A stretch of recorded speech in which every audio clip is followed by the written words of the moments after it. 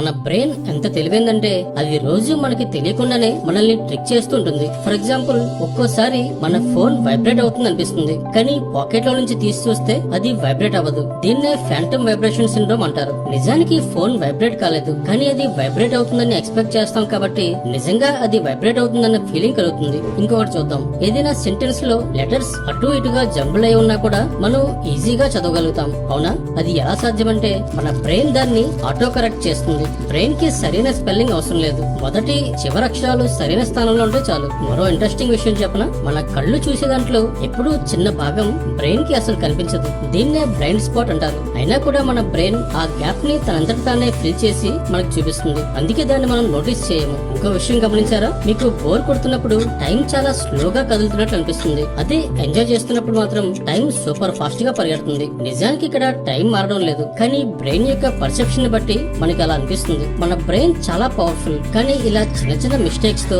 Glitches తో నిండిపోయి ఉంటుంది. ఇప్పుడు ఈ విషయాలు తెలిసిన తర్వాత ఇక నుండి మీరు మీ బ్రెయిన్ చేసే ఈ చిన్న చిన్న ట్రిక్స్ గమనించడం మొదలు పెడతారు.